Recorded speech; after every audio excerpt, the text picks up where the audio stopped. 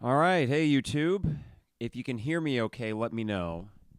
I had to reset up the studio after our poor brother's appearance. So if you're hearing me okay, we're good to go.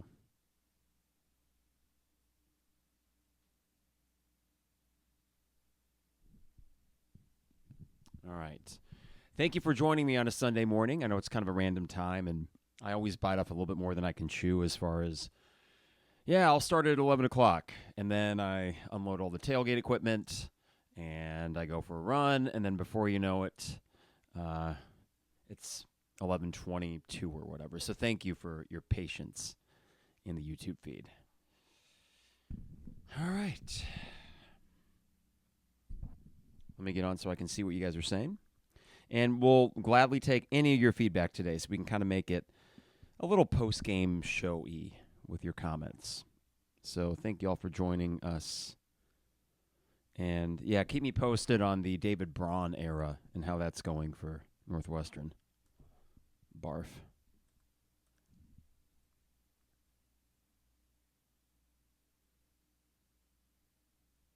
Okay. It is the 200 level episode 348, Mike Carpenter in the basement studio after one heck of a day. Now, I will start off by saying it was a 5-star day, truly, a beautiful summer day. The tailgate was fantastic. The vibes were great. And then the game started. And I will say for the first 5 minutes of game action, it felt like it was going to truly be one of those impressive season opening statements from an Illini team primed to make a 9 or 10 win run this year. I know that's a little ambitious, but then the rest of the game kind of unfolded in a very uneven way. It was a messy performance for Illinois. I think there's no denying that. And there were some troubling aspects to the performance, specifically the line play. But there was Luke Altmeyer. And what I wanted to do today is start off with, I think, what is the story of the game and something that will make this an interesting season no matter what happens. You have what looks to be a very good starting quarterback, and you look to have him for 3 years. For the stability of this program, if we are to get to that sustained level of winning, that is a huge boon. And in this Big Ten West, for the one more year that you have, and then whatever the Big Ten looks like going forward, if you can count on your quarterback to be good, that changes everything. It gives you a margin for error that you otherwise would not have. Now, Tommy was great for what Tommy was good at. Very efficient passer. He did have the ability to use his legs every so often, but not like this. What we saw yesterday was basically Tommy DeVito efficiency with some massive plays in the passing game, of course, the big one, and we'll talk about that. And then 69 yards on the ground. Damn near 70 yards. Your biggest rusher, for better or worse, yesterday, or best rusher, was Luke Altmeyer. But I think the intangible parts of what we saw from Luke are the things that stand out the most. And to see the composure that he had, and that's a word that is so cliche with football and with quarterbacking, but to see that composure coming from this guy in his first start at this level. You know, he played an FCS team last year with Ole Miss, got a start for that, and then he did come into the Sugar Bowl in the second quarter maybe. But all the hype and anticipation put on this guy, and I'm sure name, image, likeness money to make sure that you could get him here in the first place. There was a lot at stake for him. And what does he do? He comes out and he looks great. To see, as my dad had noted, the way that he's interacting with his teammates and the way that they're rallying around him already. I know he's not a captain, and probably that has something to do with his age. But that kind of game and that kind of finish breeds so much confidence around that guy. And if you have that around your guy at a quarterback position, the most important position in all of team sports, that gives you a fighting chance every single Saturday. What I think we'll do today is, of course, we'll talk more about Luke because that's the positive. There were negatives and there were concerns, not just for the Kansas game, but really, do we need to worry maybe about some of the supposed strengths of this team not living up to the expectations we had for them? And there's the messiness, too, a messiness that was very aggravating. But what I want to do real quick is hit up the sponsors and then talk about the sort of existential crisis I had. Like, right towards the end of that first half and the early part of the second half, We're going to do sponsors. We're going to get sad. Then we're going to get happy. Then we're going to get critical. And then we're all going to try to balance it out with what we saw last night. The big takeaway, in addition to Luke Altmeyer, the most important thing is you were 1-0. You're 1-0. And that means a lot. Better than 0-1. Because Purdue, starting 0-1 even against a solid Fresno State team, probably every bit as solid as Toledo. Two teams that if you could do that scheduling again, you probably would not schedule them. 0-1 sucks. And now they're going to have to claw their way to 3, maybe 4 wins this year, the way that schedule shakes out. Starting 1-0 is such a huge deal for making a bowl game, and that's goal number 1 this season. So before I get too far into it, and I'm going to get to all these chat windows, so thank you for the folks that are tuning in on this kind of random time on a Sunday morning. We'll do these post-game shows, usually on Sundays, for any of the Saturday games. So thank you all for tuning in for that. DP Dough, online at dpdough.com. Maybe you had a celebratory calzone late at night last night. They are open late, but they're also good for business lunches and things like that as well. So dpdough.com, go there to get a custom zone with any topping you want, or one of their favorites like the Maui Wowie or the Buffer Zone, online at dpdough.com. Also, State Farm agent Brian Hansen, online at brianismyguy.com. Life, auto, home, business, renters, you name it. Brian is my guy, and he can be your guy as well at brianismyguy.com. I wonder if Brian was in the lots yesterday. Didn't see him. No, he goes to a lot of the games. But one thing that we got from State Farm that's really cool is this new app called Ting, T-I-N-G. And it monitors your home electrical system and notes any possible fire hazards, which for an old house like we live in is great. Got that for free from State Farm. Just one of the many benefits you get. That's State Farm agent Brian Hansen, online at brianismyguy.com. Dogtown Heating, Air, and Plumbing, your home's best friend at 217-841-4728. That's 841-4728. Dogtown Heating, Air, and Plumbing. Might be time to get that furnace check scheduled. I think we have ours for early October before it actually really gets cold, because yesterday, that was beautiful, right? One of the most beautiful tailgates I've been to, but before you know it, 2 months from now, it could be another 40 degrees cooler, and you want to make sure that your furnace is in tip-top shape. So they have been doing our furnace and AC checks for a couple of years now. Give them a call at 217-841-4728. That is Dogtown Heating, Air, and Plumbing, your home's best friend. And finally, Owen Builders, LLC, online at owenbuildersllc.com for all your home exterior or interior projects. Here's what they're really good at: patios and decks. They just did did they call it a pergola? The thing where it's like the wood fence thing. It's like you got a ceiling on your deck or patio, but it's not actually a ceiling. Is it a pergola? Hell, I stink at this. This is why I leave it to guys like Luke and his staff at Owen Builders to do this, because when we have additions, especially in our backyard, they will be the ones that we call. You can see a gallery of their work online at owenbuildersllc.com. Luke and his wife came out to the show on Friday, and before I get too far into it, I want to thank all those who did. We had a great turnout at Poor Brothers, and I hope for those listening to the podcast, you enjoyed the live sound. It was kind of cool to get the buzz of the crowd behind it. The only thing we will do next time is make sure to take larger speakers, because Poor Brothers is a big place with big ceilings. So I think the tables right by us could hear us. I'm going to have to take the big boys next time, though. So thank you guys for coming out, and I hope you enjoyed the podcast wherever you listened to it, maybe in the tailgate lots yesterday. Finally, Champaign Center Partnership, I bet said City of Champaign, though they're part of it.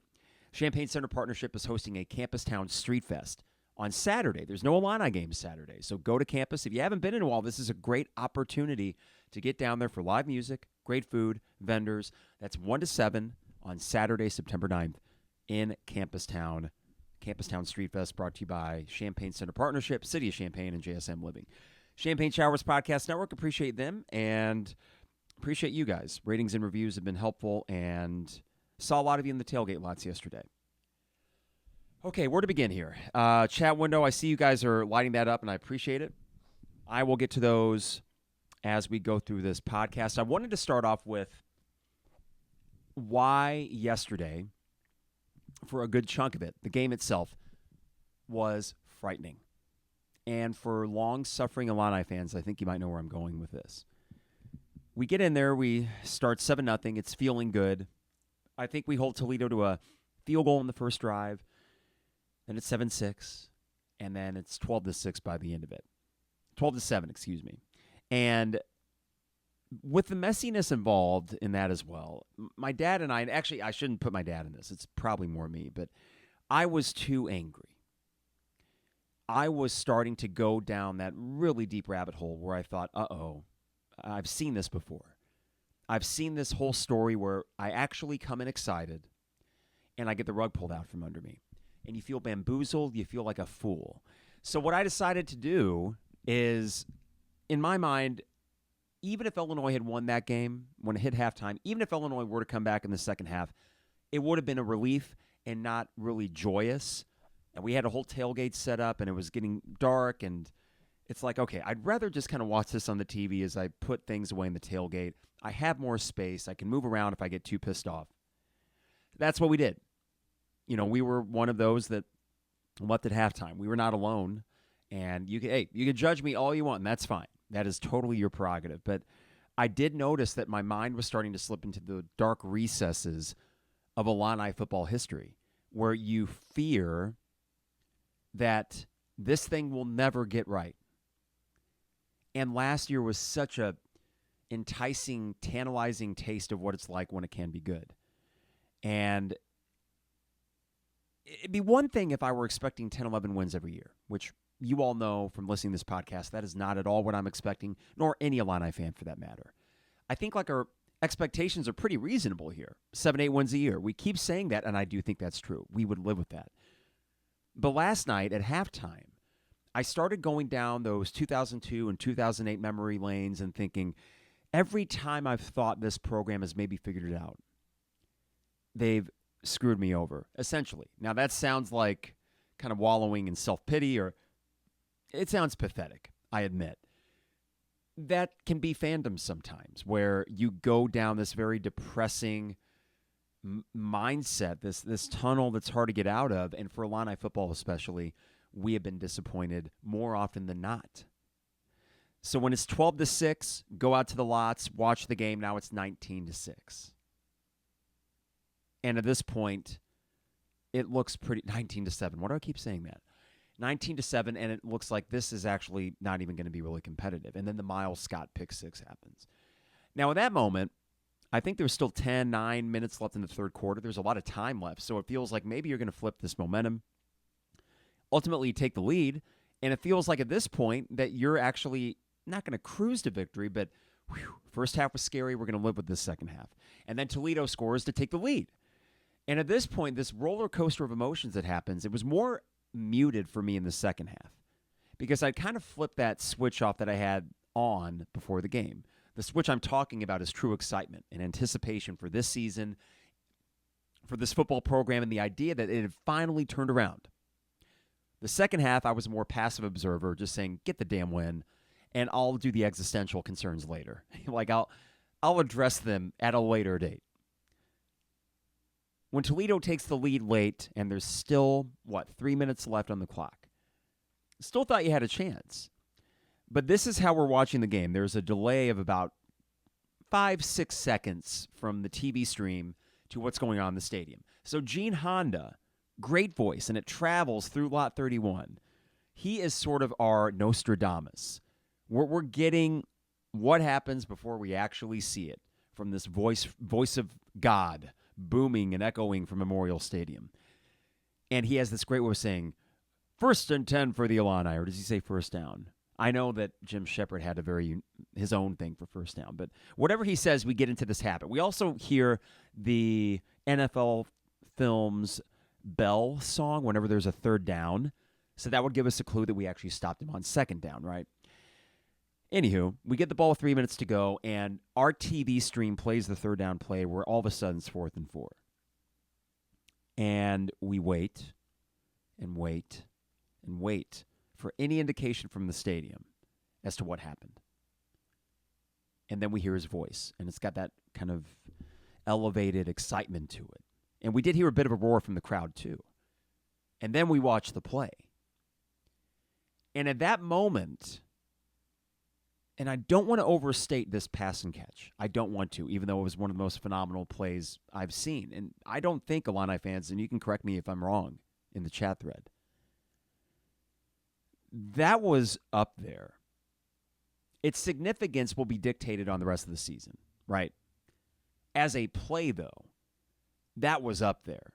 Given the time left in the game, 4th and 4, if you don't convert, it's over. You chuck it up, and it's just as good of a catch as it was a throw. And not only after that play do you feel like, oh, we're still in this. After that play, maybe you're like me, maybe not. I thought, oh, my God, we're actually going to win this. We're going to escape, but most importantly, we're going to win. So I ran the gamut yesterday, and I feel kind of like a foolish kid sometimes when I do that. Every time I think that I become a mature fan, there's moments like Purdue last year. I was cool in the Michigan State game. I thought, well, that's a one-off thing. Let's just get Purdue and pretend that never happened. But there were moments like the Purdue game last year or Toledo for a good chunk of yesterday where I cannot help but thinking, dear God, please just give this football program some good juju. Sustained good juju. Because this sort of like win 8 games, then go 5-7, I can't do that. I can't do that. If you tell me, and then I even went further down, this is ridiculous, I know. But thinking, God, if this team doesn't have success this year, if they're this much of a mess, and we have a repeat of like Bielema at Arkansas, what the hell are we going to do then? Well, these are the sorts of things that happen, probably not helped by a long day of tailgating, if we're being honest about that. But these are the sorts of things that can happen when you have been screwed over enough from a program. It's not fair to lump that onto Brett Bielema and this staff and this team, to lump years of disappointment onto this collection of players. That's not fair. And I recognize that as the second half went on and it kind of cooled off, and after the pick 6 from Miles Scott and taking the lead and then finally the 4th and 4 conversion, you did have a much better second half than first, though there were still issues. So all of this is to just say, long-winded as that might have been, I wake up today not worried about the long-term prospects of this team or Brett Bielema in the same way that I did the second quarter yesterday or at halftime, where my dad and I decided let's just watch the rest of this on TV because we're too pissed off, or I'm too pissed off. And instead, because you got the win, and because I have seen, and I'm always looking for context, because we have seen moments like this, even for good Illinois teams, I'm not just relieved today, but I do think there are some silver linings to take from it, both for week 2 against Kansas and then going forward. I want to take a quick time machine, back to 2001. I looked up the box score for Illinois, Northern Illinois in 2001. And if you recall, this is the second game of the 2001 season. This is actually 3 days before 9/11, because the next week we were going to play Louisville, but they postponed that for a week because of what happened in New York. But Illinois, Northern Illinois was after Illinois had smoked Cal to open the 2001 season, and everyone's feeling good. I mean, I think that with Brandon Lloyd back and the way the offense was and all the veteran guys on defense, you felt like 2001 was going to be a good season, but I don't know if we knew it was going to be that good. So anyways, I looked up the box score from that Northern Illinois game because I recall that we left the stadium feeling not so great about that Illini team. In fact, there was a family event later that day. I forget if it was late. It would have been Labor Day because that was too late for it. But there was a family event that we went to, and I remember my aunt always likes talking sports shop with me, and she's got opinions, and that's fine, you know. And she thought, oh, this team stinks. They can hardly beat Northern Illinois. You only won by 5. And honestly, in her defense, a lot of people felt that way. That maybe we hadn't improved from the 5-6 season before when you kind of blew an opportunity to get to a bowl game. That box score for the Northern Illinois game, not only did you only beat them by 5, but they outgained you by 40 yards, 373 to 343. They outrushed you, 214 to 102. Messiness, I'm trying to see here. Oh, possession. They had a time of possession lead on you, 33 minutes to your 26. I don't have the numbers from yesterday, but I know for a fact Toledo did have the ball more than we did. And overall, just a messy game. Illinois had 2 picks. Northern Illinois did not turn it over once.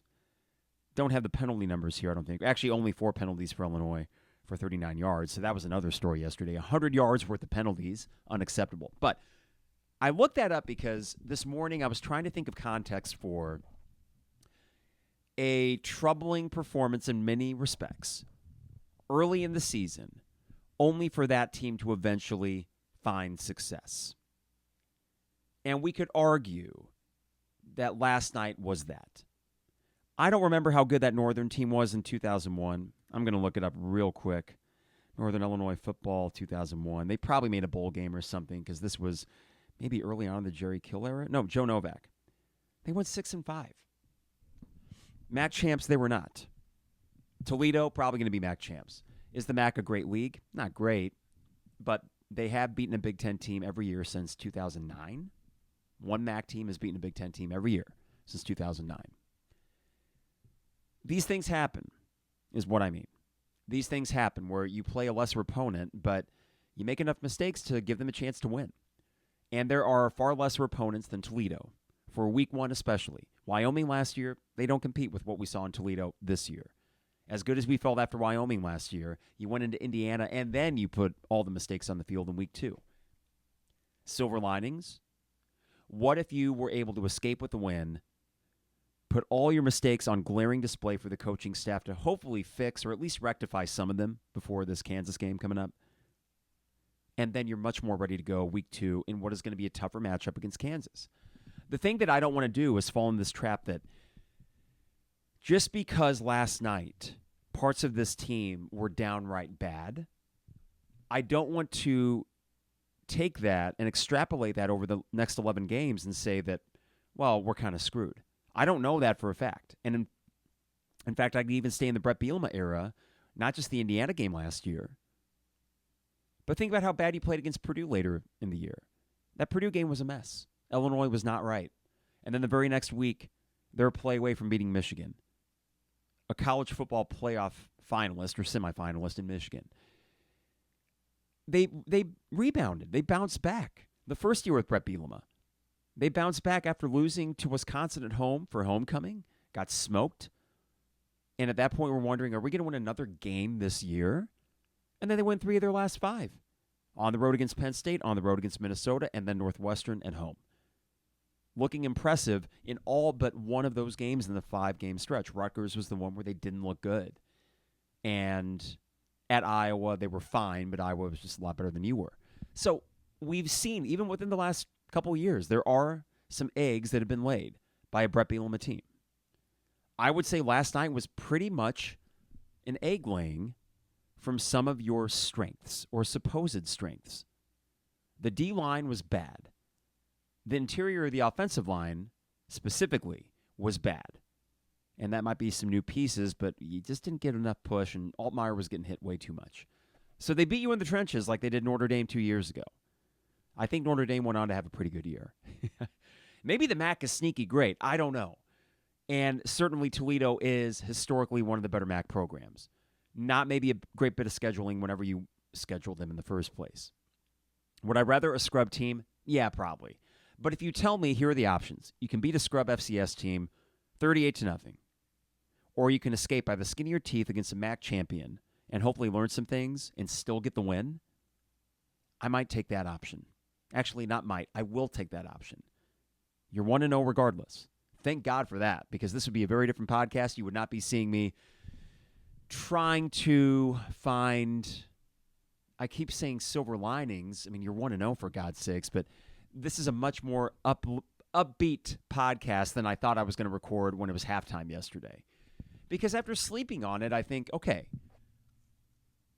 even when I said on Friday this team is going to go 9-3, even when I said that, it wasn't because I think this team was going to be great or infallible.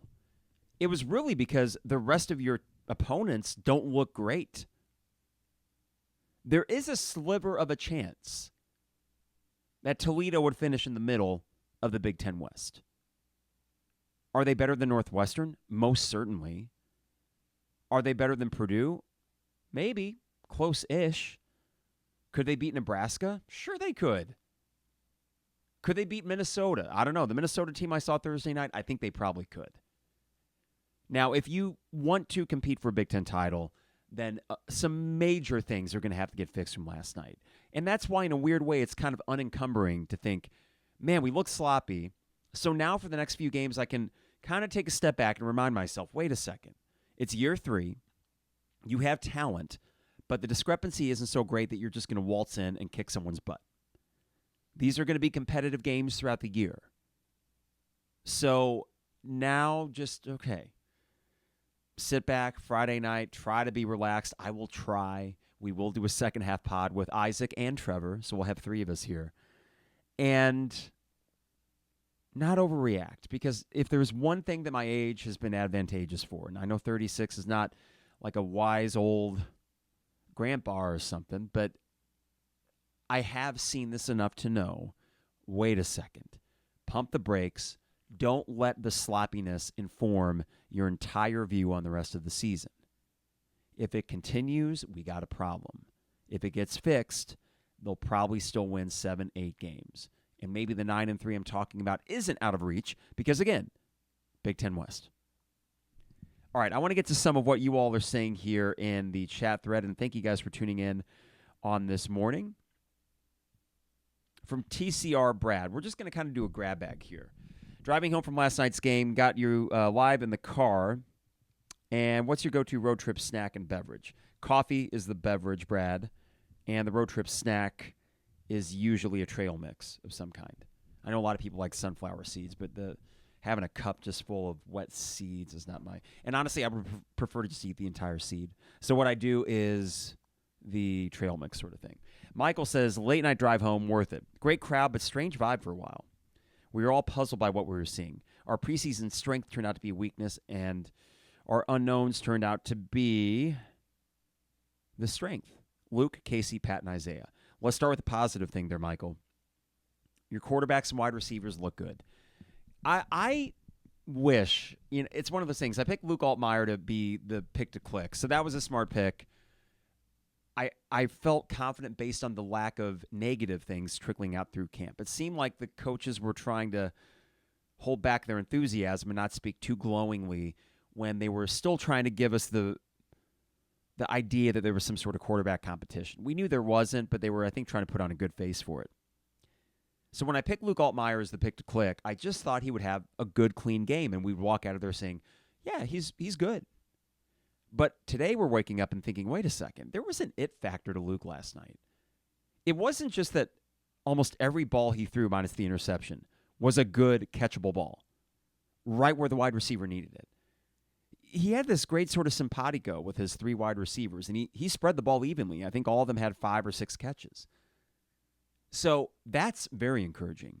But it's also the intangible thing of this very kind of quiet swagger that he has. Tommy DeVito was kind of a blustery, swaggering kid from Jersey, and that was part of his charm. That's why it worked on last year's team.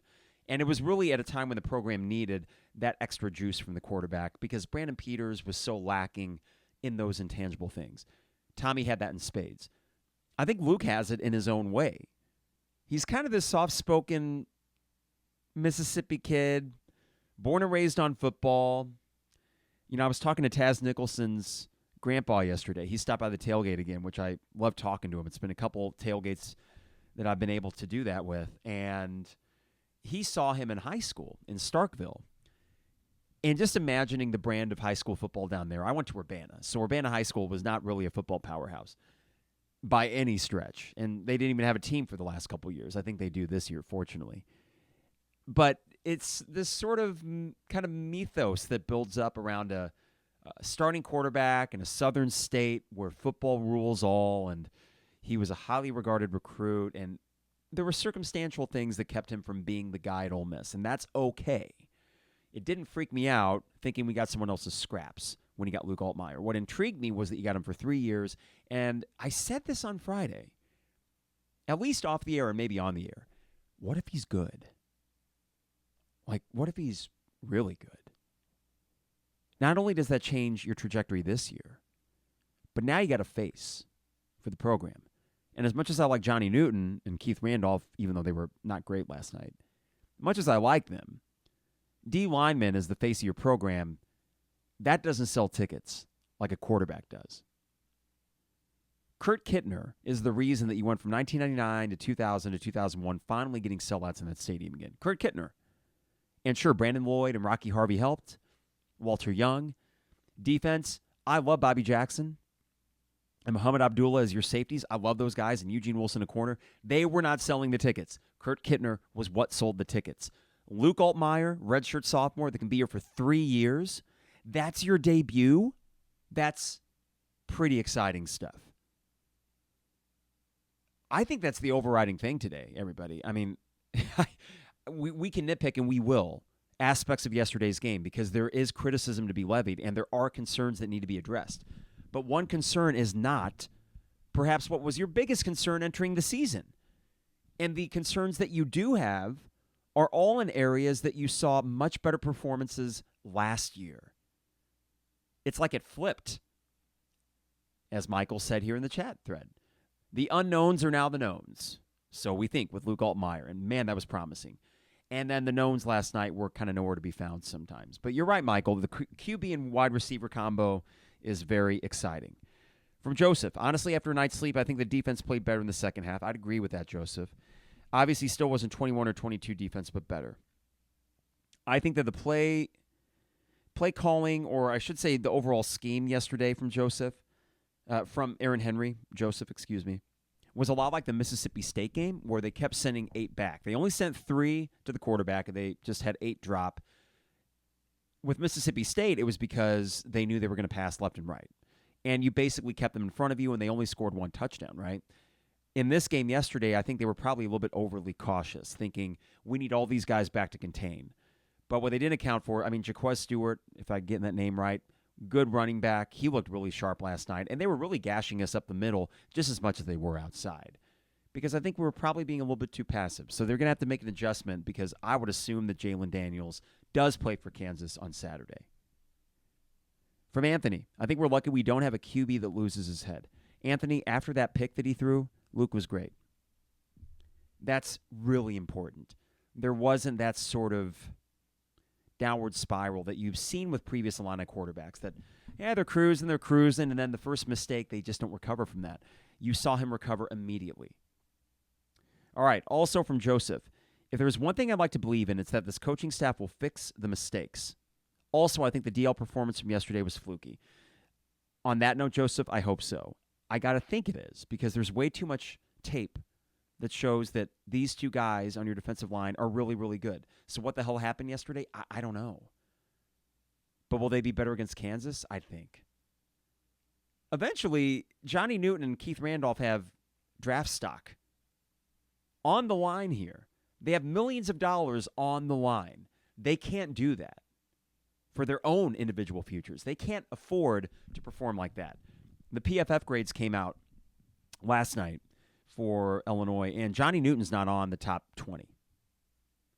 He was not one of your 20 best players according to Pro Football Focus. I'll get that list up here in a second. That does not surprise me because he was nowhere to be found except for a few plays in the second half. And I would agree overall that the defense did look better in the second half. They were starting to get to the quarterback a little bit. Maybe they were wearing down Toledo. I don't think so necessarily. Or maybe they were just finally putting forth the effort that they needed to for that. But, yes, I would agree wholeheartedly, Joseph, that the D-line should be better. And this from K. Andrew. These are some other reasons to be optimistic. K. Andrew says, ecstatic with QB, wide receiver, kicking game and special teams coverage, and the DBs. I'd agree on all of those fronts. Miles Scott showed out. The way he read that ball for the pick 6 was a thing of beauty. I loved watching that replay, and he just broke in there. There was no way that the Toledo QB was going to see that.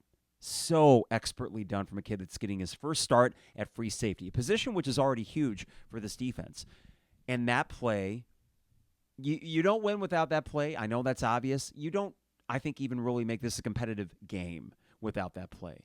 Because who knows if Toledo goes right back down and they score again. At that point, they're already up 19-7. You think you're coming back from 26-7? I don't think so. That play changed the game. Okay. From Bobo.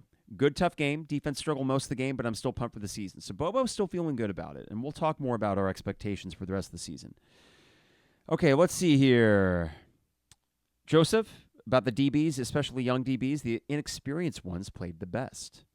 Miles Scott, very impressive. Another one, Joseph, that I thought was impressive was Xavier Scott, who he went out briefly, I think. Maybe it was a bad cramp or something, but he was close to a couple picks himself.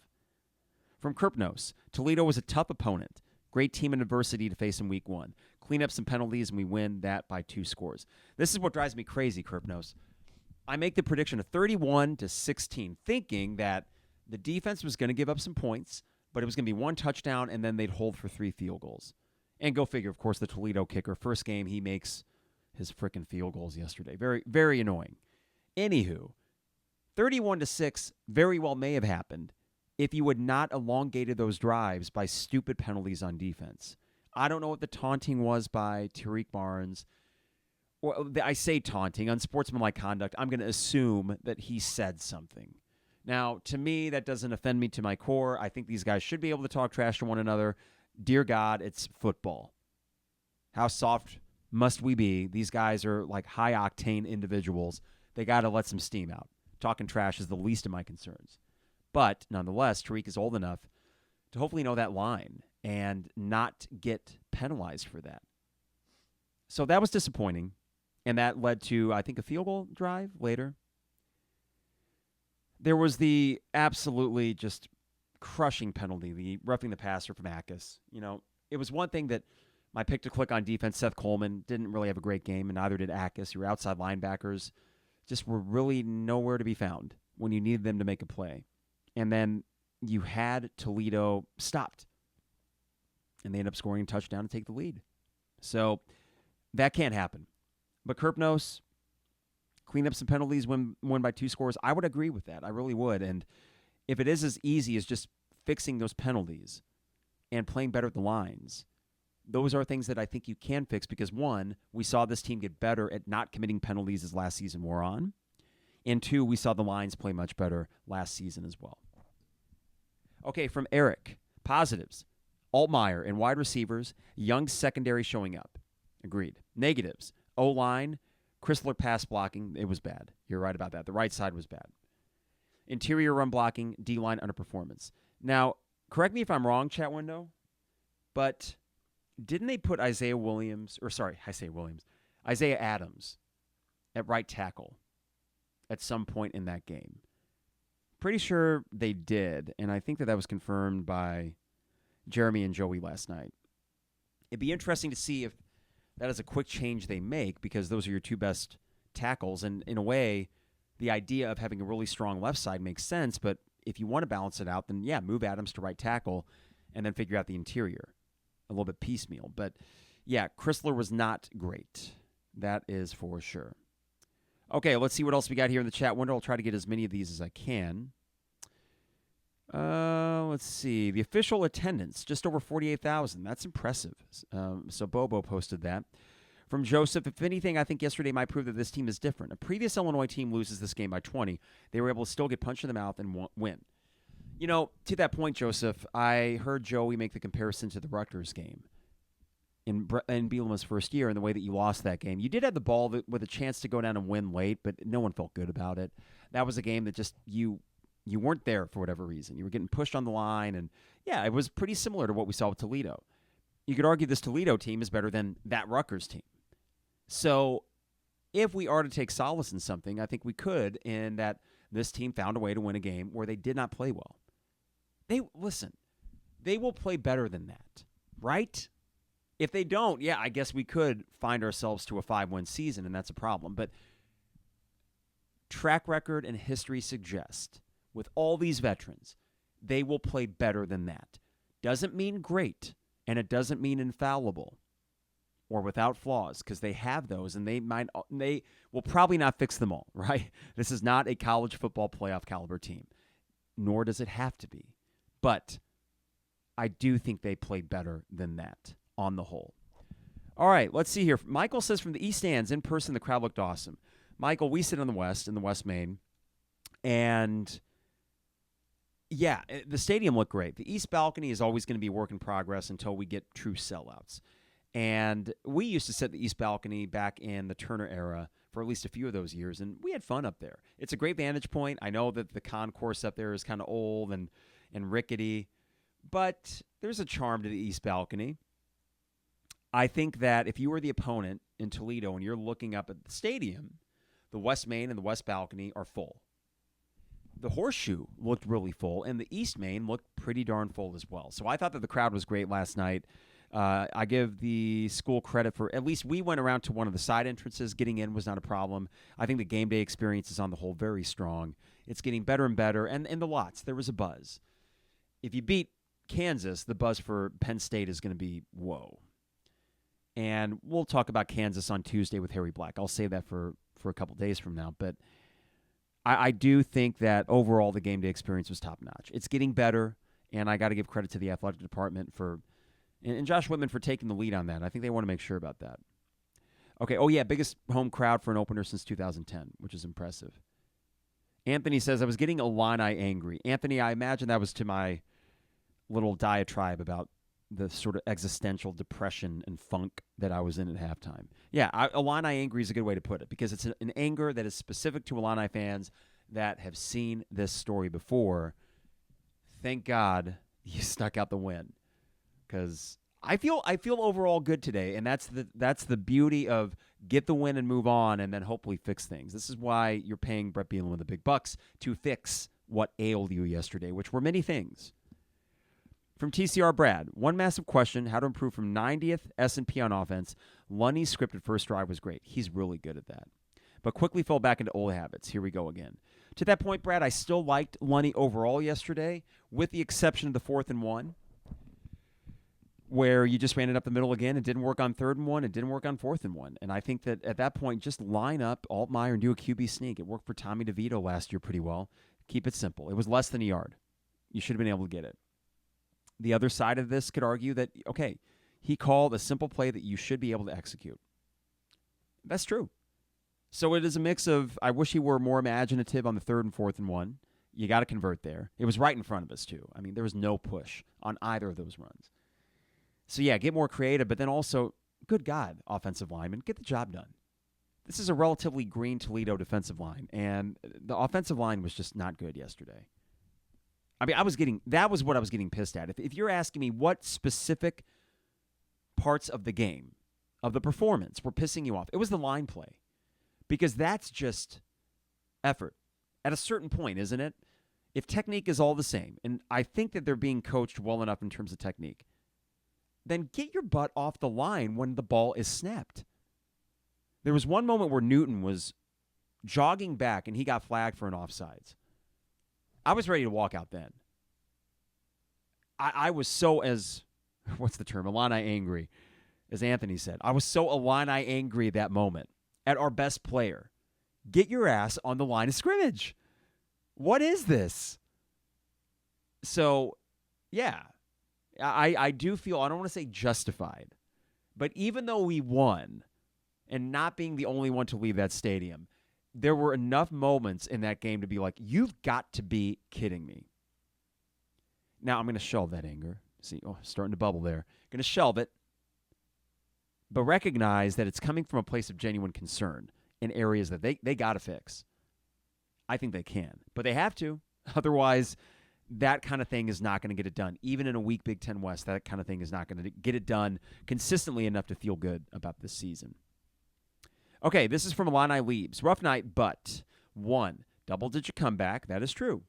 2, game-winning drive. Haven't seen that ability in Illinois in years. I'm believing. Illini Leaves, and actually chat thread, help me out. Last Illini comeback. What was it? I mean, last year, none of those were comebacks. You were trailing Minnesota by a couple points at the start of the second half, but you immediately scored. So I wouldn't call that a comeback. Iowa, I don't think you were ever trailing. Wisconsin, you weren't ever trailing. I don't know. I don't think there was a comeback last year. So you would have to go back to, someone said MSU, the Lubby era. Maybe so, because the Bielema era is not about comebacks. It's about steady football, taking the lead. If you do trail, it's not anything that you would consider a true comeback. But yeah, Illini Leaves, that was a true comeback last night. Okay, this is from, I'm going to skip down here a little bit. We got Illini Brick Girl. Casey Washington has the most reliable hands when it counts. How about that, Illini Brick Girl? Isaac Ambrose tweeted this out. I forgot about one of the big plays from Casey Washington. He had a big catch against Wisconsin in 2019 as a freshman, I think. Now, I was not there for that game, so I had forgotten about that. He had in Penn State the game-winning catch in 9OT. He had a big acrobatic catch against Minnesota on the road that same year, 2 weeks later. And then now, again, is it an all-time moment? That will only be determined if this team goes on to have success, right? If this team goes 5-7, it's just a play.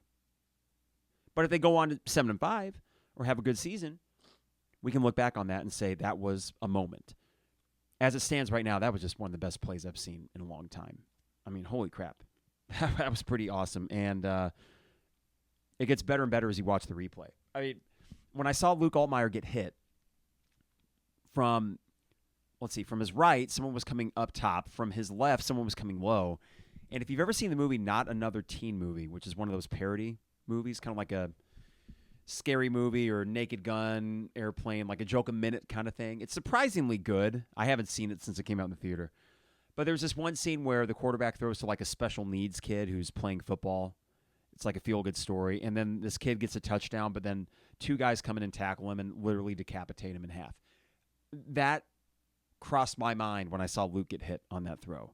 One up top, one down low.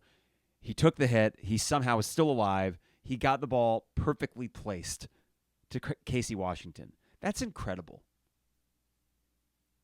As Champagne Showers tweeted out, that's some NCAA football, PlayStation 2.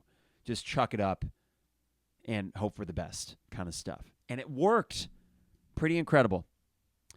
All right. Joseph says, I think we'll look back at the Miles Scott pick 6 and Casey Washington catches the thing that turned the season around. Better to turn it around in week 1, Joseph, if that's what was required. Because if you get to, let's say, again, if you beat an FCS team by 30-some points and then you go out and have a sloppy performance at Kansas, it doesn't do you a whole lot of good. You got the win in a sloppy performance. If you can fix those things, I do feel pretty good about things overall. Illini Brickle mentioned she was at the NIU game her freshman year. Yeah, I would have been a freshman in high school when that game happened. So, yeah, little did we know, one, again, that 9/11 was a few days away, and then also that team would go to the Sugar Bowl. That team did not look like a Sugar Bowl team.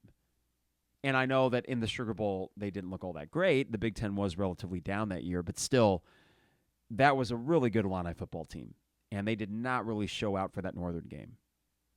All right, from Brad P. Not sure they're a lesser opponent. They had more top 25 votes than Illinois. Hey, there's something to be said about that. Now, in a lot of these metrics, like I think the Bill Connolly thing that he does for ESPN, I think we're in the mid-40s and Toledo's like upper 40s, so you're kind of even. I was going with the Vegas spread and just the notion that in the trenches you should be able to do enough to win comfortably. About by the spread. I went a little bit over that because I was feeling my oats on Friday. I said 31-16. And hearing Toledo's reporter and reading about what they had lost, I thought, this actually plays well into our strengths. Turns out we won not because of the strengths we thought going in, but because of the unknowns. All right, a few more from the chat thread here. Let's see. From Dan, Toledo should/will win the rest of their games. You're probably right, Dan, if you look at their schedule. We got to win by playing below average. The DL will hear that maybe they aren't elite enough and should have a better showing on Friday night. They should. They need to. And at a certain point, pride comes into it. Last night, maybe they couldn't flip that switch in time to actually show out like they should have, but pride should kick into gear, and they should be better. All right. A little bit of talk about Jalen Daniels. I know he didn't play Friday night against, I think, Missouri State was their opponent. And the quarterback that started, I think, 5 games for them last year, he started, and he's no Jalen Daniels. Maybe they were just being careful. They call it a back issue, and anyone that's ever had a back issue knows that those are not easy to deal with. So even if Jalen Daniels plays, is he going to be as good as he was last year? But I'm going to go into this game assuming Jalen Daniels plays, and he's basically just like Finn, the quarterback that you just played, and you're going to have to step it up. All right. And as Michael says, at least we had Finn as a practice while KU played an FCS team. That, I think, matters, too. I'll be anxious to talk to Harry Black about that because if we're looking at the level of competition, Kansas Didn't look great in the first half, I believe, against Missouri State. They eventually took control like teams do against FCS teams. Kansas is probably a 7-win team this year, right? I think that's a fair expectation for them in the Big 12 with a quarterback like Jalen Daniels and a coaching staff like they have with Leipold. So a 7-win team, a good team. Not even going to just say solid. I think they're probably good. But we also know that their defense isn't great. And now that we have a quarterback, I am anxious to see that matchup. And defensively, that you did get to go against Finn. What I'm going to ask Harry about is this notion that when you play Little League Baseball, you put a donut on the bat. And that way you're swinging a heavier bat, and then you take the donut off, and then it's a lot easier to swing that bat. Using that as a metaphor for we played better competition. Kansas played a scrub team. So will we be more ready because of that? We'll find out. And I wouldn't be surprised if that's the case. All right, a few more here in the chat window from Kevin. If Illinois had not allowed drives to continue on dumb penalties, allowing 10 points, how would you feel about a final of 30-18? Kevin, I talked about that a little bit earlier, too. That's exactly it. I think you would have won by something like that. And I would have felt great. And then I still would have talked about the issues of the lines. That left you wanting. But it was the penalties that made this a game that almost slipped away, more than any of that. Okay, a few more. From TCR Brad, special teams was a very positive factor. Last year's roster didn't execute the way that last night's crew did, and that cost them games. Hugh looked way more consistent. All I need, TCR Brad, from Hugh is consistency. I think they were about 40 yards net, so not the longest punts, but at least you knew what you were going to get. And I thought Hugh looked great. I thought Caleb Griffin on kickoffs was great, and of course he makes the big game-winning kick. I was nervous, but less so. I think another thing for Lunny that I'll give him credit for, and actually for the entire offense, is the way they executed after the 4th and 4. They executed that to perfection, bleeding the clock. If you're a Toledo fan watching that last couple minutes unfold, it's torture. You're leading. You know it's going to come down to a field goal. You'd feel better if you had kept Illinois back around the 25, which is where they had kind of started. But then Illinois essentially makes it an extra point. That was really well done by the Illinois offense. The running backs and the line play was much better when you needed it the most. So kudos to them for that. Joseph says it's 14-0 Rutgers. So, yeah, by the time you listen to this, that game might already be over. But I'll turn it on. It's I can't believe the spread was only 6. If I could bet on Northwestern in the state of Illinois, I would have bet on Rutgers to cover. All right, let's see a couple more here. And thank you all on the YouTube feed for throwing some stuff out. This is from Truthfully Speaking. I like the name. I feel confident the beauty of this was we have a coaching staff that will coach these guys up and we will get better. That was a very good team. Finn is a game breaker that nearly beat us on his own. That right there, Truthfully Speaking, would be the best case scenario. That would be.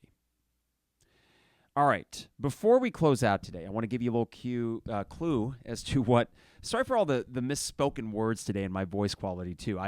So when you tailgate in a full day like yesterday, we were actually outside in the air for 12 hours. So my allergies by the time I got home and this morning were rough. My voice was rough. Apologies for that, and I'm still kind of slap happy and delirious after not getting much sleep Friday night, and then with the help of Benadryl, getting much better night's sleep last night. But I feel like I've been stumbling over my words. It's like, geez, is this the after effects of just the first full day tailgate I've had in a long time? I do Dave Matthews Band tailgates and all that. But we usually don't get to the lots until like 2:30, and this one we got there at 7 to set up. I get back at 11, and we make a full day of it. I tell you what, it was a great vibe in the tailgate lots yesterday. People were having a great time. Everyone was friendly, and people were partying. Not out of control, but night games, it just gets that extra kind of energy about it. And I know that the people at our tailgate were having a good time. So, hey, that's what it's all about. You know, this communal aspect of football and why we love the fall. It's more than just the game. Now, what we're talking about here, of course, is the game. And winning it enhances everything. Because if we lost last night, as much fun as I had the tailgate and as much I try to keep things in perspective, would I have looked at yesterday as a 5-star day if Illinois lost? Hell no. But they won. I'm going to call it a 5-star day. We're going to go with that. So what my hope is, and we're going to talk with Harry Black about this much more in detail Tuesday, because he knows football better than I, And I'm anxious to see from his perspective, what should we be looking for in terms of the mental component, really, of this Illini team? I don't want to say bouncing back because they won, but execution-wise, bouncing back and being better on Friday. What should we be looking for?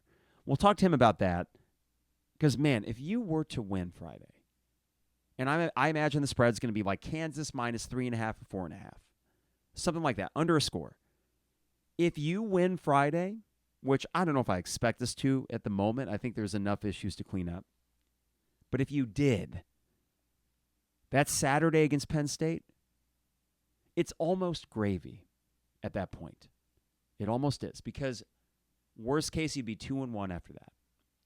Best case, you're 3-0, and Champaign is going to party like it hasn't in a long time.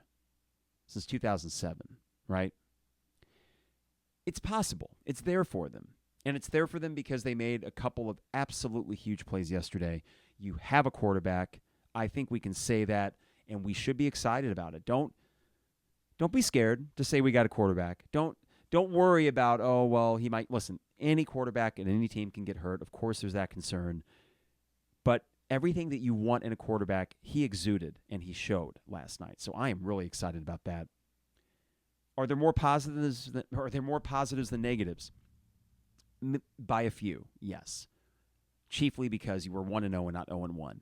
And this is a big week for this Illini football team because if what everything Brett Bielema was saying yesterday about the jump between game 1 and 2 is true, then you can make a big enough jump to get the win in Kansas.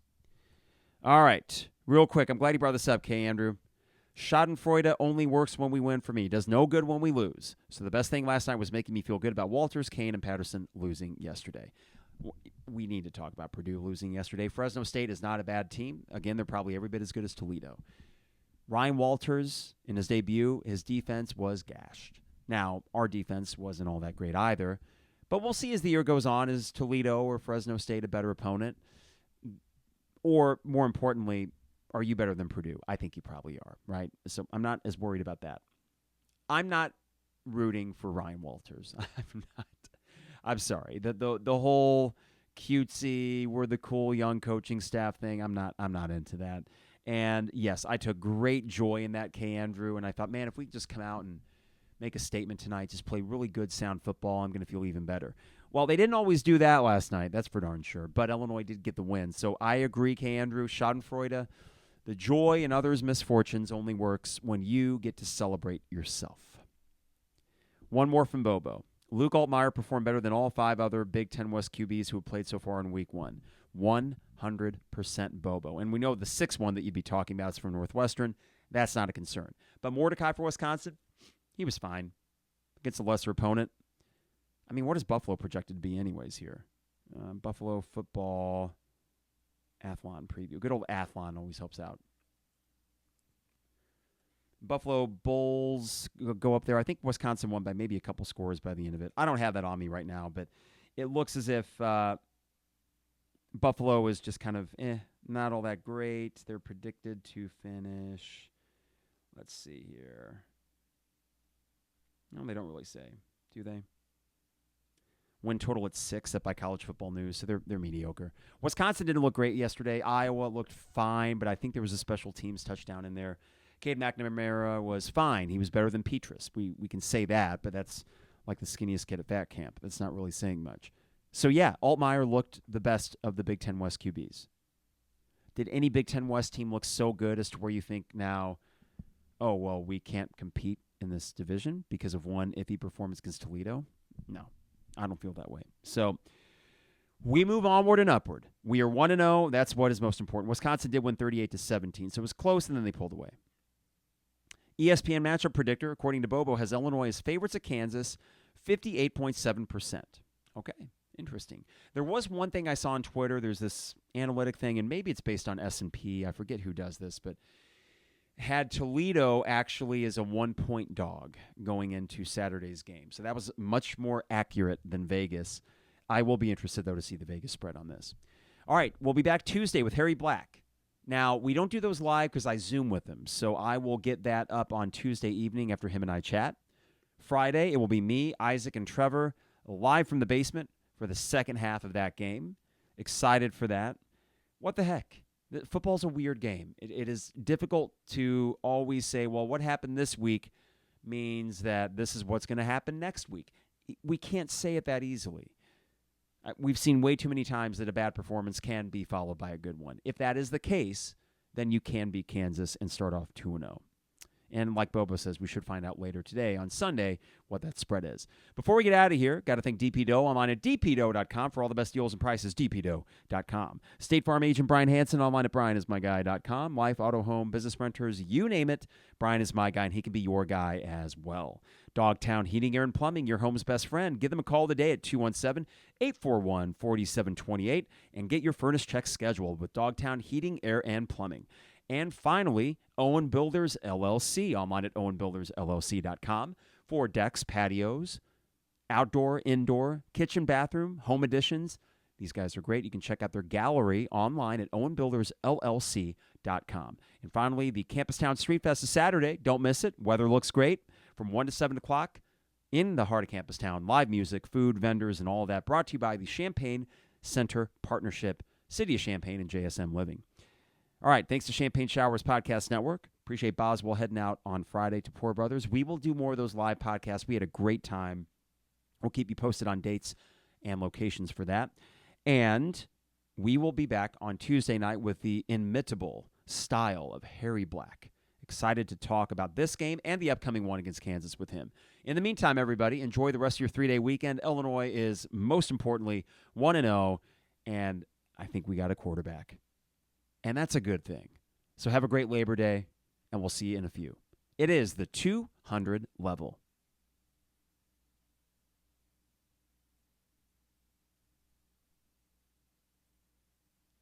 All right, hey, thanks you two for tuning in. I'm going to go watch Northwestern get their asses kicked and enjoy every minute of that. And next Sunday, after we do this, I'll be able to get ready for the Bears-Packers. So this is the best time of year. You're 1-0. I'm still wearing Illini gear later today at a family event and maybe having to talk some family members off the ledge. Do I feel great? No. But I think these issues can be fixed. So, Luke Altmeyer, baby. I mean, I keep going back to that. Luke Altmeyer. All right. Hey, thanks, Andrew. Thanks, Kevin. Thank you all for tuning in. And, again, no live pod Tuesday, but we'll be back Friday for a supersized third and fourth quarter. That's going to be a beastly podcast. But fortunately, there'll be 3 of us in here. I don't know the last time the 3 of us were in the room together, so that's going to be fun. All right, everybody. We'll see you around. Have a good rest of your day and weekend.